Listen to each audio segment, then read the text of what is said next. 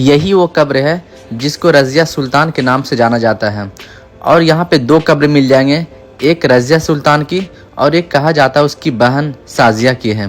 But आज तक confirm ये नहीं हुआ है कि इसमें से रज़िया सुल्तान की कौन सी कब्र है और उसकी बहन साजिया की कौन सी कब्र है।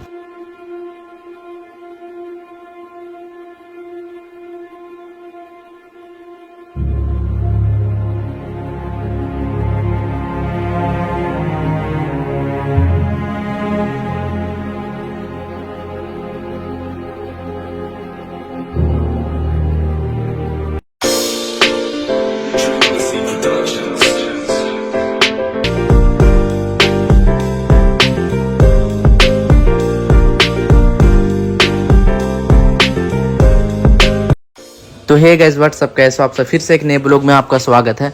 आज मैं आपको लेकर के आया हूँ रज़िया सुल्तान का टॉम।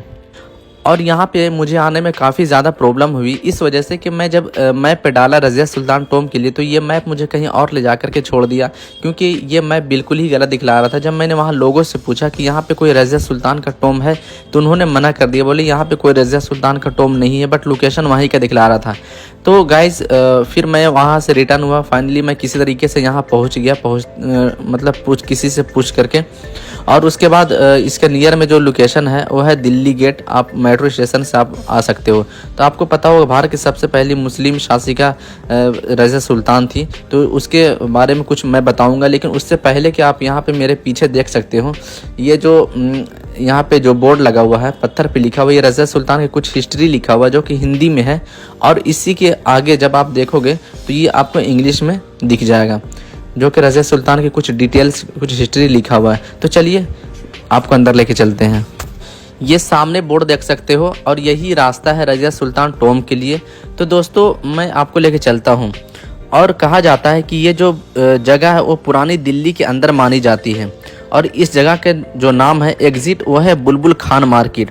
और बताते हैं कि जिस तरह शासनकाल 1192 के समय में पृथ्वीराज और मोहम्मद गौरी के समय में जब युद्ध हुआ था, वहाँ पर गौरी वंश का शासक मोहम्मद गौरी जीत गया था, लेकिन उसके बाद दोबारा उस मुल्क में चला जाता है। लेकिन दिल्ली की जो सल्तनत थी वो अपने ही एक गुलाम कुतुबुद्दीन ऐबक के हाथ में सौंप देता है। 1206 से लेकर के 1210 तक के शासन में रहते हैं। और उसके बाद उनके जो बेटे थे आराम शाह, वो शासन में रहने लगते हैं। और एक बात बहुत गौर से आपको समझना होगा कि कुतुबुद्दीन ऐबक के दामाद थे अल्तमश। बताया जाता है कि 1210 के अंदर वो दिल्ली के शासक बने। दिल्ली के अंदर काफ़ी सारा एक नया रूप देखने को मिला। बताया जाता है कि 1236 के समय तक इल्तुतमिश ने शासन काल किया और उसके बाद दिल्ली सल्तनत को कुछ इस तरह से बदलने लगी कि वहाँ पर काफ़ी सारा बदलाव देखने को मिला। अभी मैं आपको लेके चलूँगा रज़िया सुल्तान के उस टॉम में, जिसको लोग काफ़ी सारा रहस्य बनी हुई है। और देख सकते हैं कि किसी समय की शासिका इसी गलियों के अंदर दफन है। और जिस समय रज़िया सुल्तान 1236 में पहली मुस्लिम शासिका दिल्ली शासन पर अपना शासक करने के लिए बैठी थी, तो उस समय उसके दुश्मन बहुत ज़्यादा बढ़ने लगे थे। और ऐसा बताया जाता है कि इसी बात से रज़िया सुल्तान के जो भाई थे वो भी नाखुश थे, क्योंकि वो एक महिला हो करके वो शासिका बन गई दिल्ली की और उनके भाई नहीं बन पाए। इसी वजह से उसका भाई भी उससे नाखुश था। तो चलिए हम उसके अंदर आपको लेके चलते हैं। तो यहाँ पे आप देख सकते हैं इसके अंदर में एक छोटी सी मस्जिद भी है, जो कि वो भी मैं आपको दिखाऊंगा। और यहाँ पे आपको एक इंग्लिश में यहाँ पे पत्थर पे लिखा हुआ कुछ रज़िया सुल्तान के बारे में हिस्ट्री आपको देखने को मिल जाएगा। और उसके बाद दूसरे कोने में जब आप देखोगे तो आपको हिंदी में यहाँ पे देखने को मिल जाएगा, जो कि रज़िया सुल्तान का मकबरा के बारे में कुछ आपको इतिहास मिल जाएगा। तो जैसे आप अंदर एंट्री करोगे तो आपको दो कब्र दिखाई देगा। एक तो रज़िया सुल्तान की है और दूसरी कब्र जो है कुछ लोग बताते हैं कि उसकी बहन साजिया की है। बताया जाता है कि 1240 के समय में रज़िया सुल्तान दिल्ली की सल्तनत जब संभाल रही थी, उसी समय अल्तुनिया जो है भटिंडा के जनरल हुआ करते थे और गवर्नर भी थे। भटिंडा में एक किला है, किला मुबारक। वहाँ पर रज़िया सुल्तान को कैद कर लिया गया था। बट उसके पीछे की सिर्फ वजह ये थी, उसका सिर्फ रीज़न ये था कि अल्तुनिया और रज़िया सुल्तान के जो भाई थे बहरम शाह, वो दोनों के दोनों दिल्ली शहर को अपनाना चाहते थे और इसी का फ़ायदा उठाकर बहरम शाह दिल्ली के शासक बन जाते। लेकिन ऐसा बताते हैं कि कुछ समय के बाद में रज़िया सुल्तान का जब निकाह हुआ अल्तुनिया के साथ, तो वहाँ पर एक षड्यंत्र रचा गया कि अल्तुनिया, जिसे काफ़ी धोखे के साथ में वहाँ पर रज़िया सुल्तान को कैदी बनाया गया था, वहाँ से बचा जाए और मैं अपने पिता के नाम से दोबारा शुरू किया जाए।